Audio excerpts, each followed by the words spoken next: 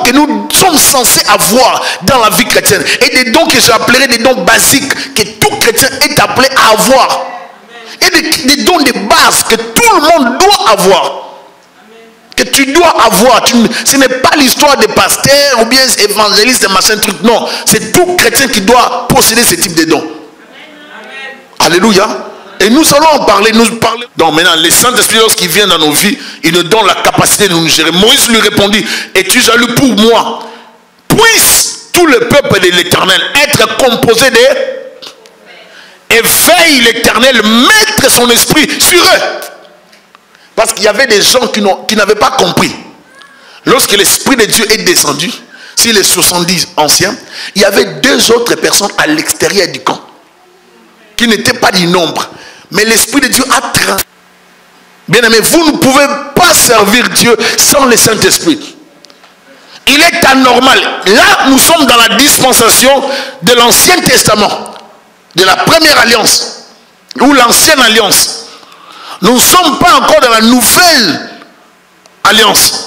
Mais ils étaient saisis par l'Esprit. Et quand l'Esprit de Dieu les saisissait, ils avaient la force d'exercer des ministères ou d'aller en guerre, de combattre.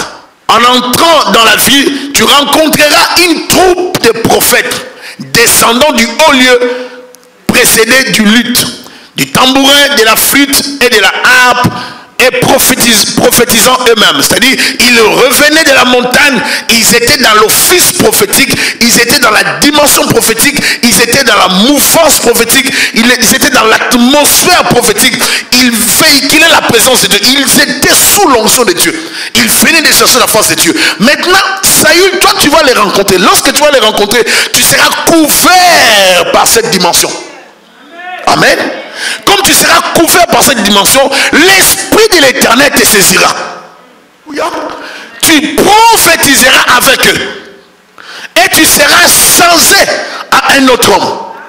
Quand l'Esprit de Dieu va te saisir, ma soeur, mon frère, tu vas changer de langage, changer en toutes choses. Ça prend que tu entres dans l'atmosphère prophétique.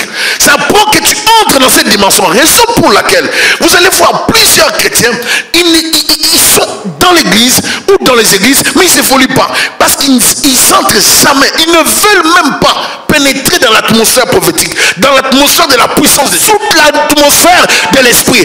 Alors en ce moment-là, tu seras sous la conduite de l'esprit. Tu peux maintenant opérer, tu peux prophétiser encore, tu peux parler, tu peux faire des choses, prendre des décisions, parce que tu seras sous l'atmosphère de l'esprit. Fais ce qui te semblera bon, parce que tu seras dirigé par le Saint-Esprit. Oh bien-aimé, il y a des moments où nous avons besoin d'être remplis par l'esprit pour atteindre notre dimension spirituelle. Je ne peux pas rester au même niveau. Tu ne peux pas rester au même niveau, ma soeur, mon frère. Il y a des choses dans le monde de Dieu. Il y a des choses auxquelles nous devons aspirer. Nous devons grandir. Je ne crois pas à une vie chrétienne fade, à une vie chrétienne de monotonie, une vie chrétienne de fainéantisme spirituel, de paresse. Je crois à une vie chrétienne d'excellence. Un chrétien doit désirer continuellement son Dieu. On ne peut pas être un chrétien sans la soif de Dieu. Ça doit briller. Lorsque tu les rencontres, quelque chose doit briller dans ton cœur.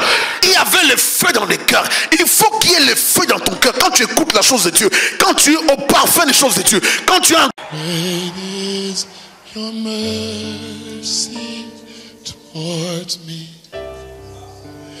your loving kindness towards me. Your tender mercy